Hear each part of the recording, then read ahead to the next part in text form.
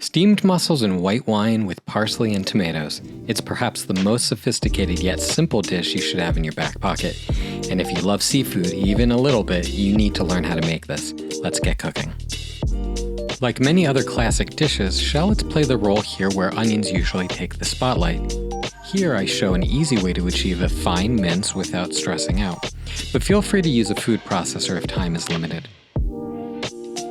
You want to remove the outer layers of shallot, and then lay them as flat as you can on your cutting board.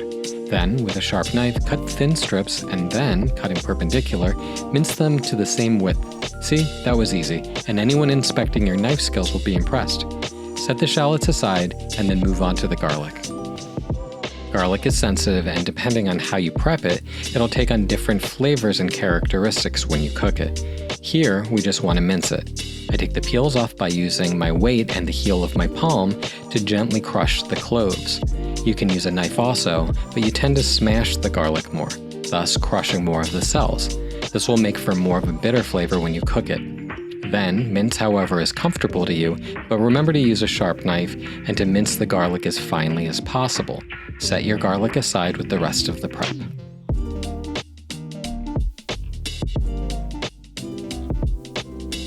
The prep for tomato is very similar to tomato concasse, which is a fancier version of what I do here. The only real difference is that I keep the skins of the tomatoes on. First, take a ripe tomato. I prefer beefsteak tomatoes here, but Roma will work too.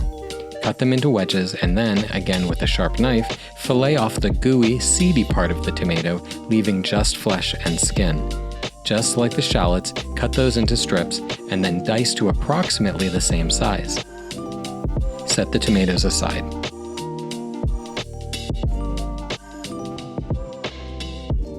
And now you're ready to get cooking.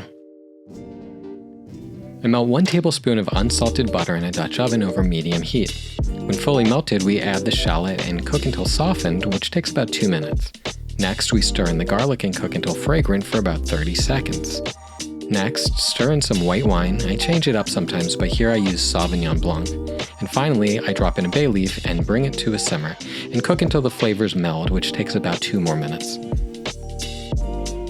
We increase the heat now to high and add the mussels.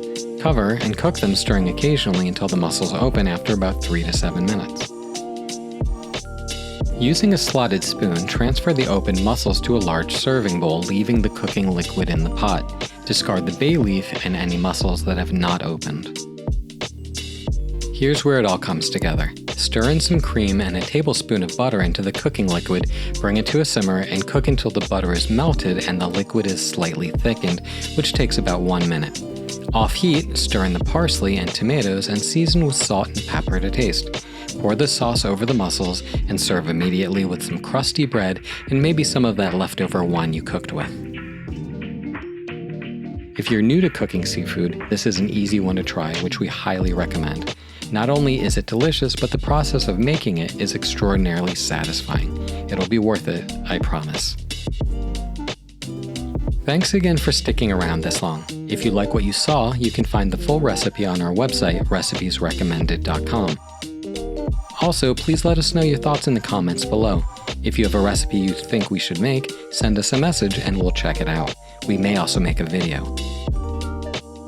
We thank you for joining us, and please don't forget, great minds eat alike.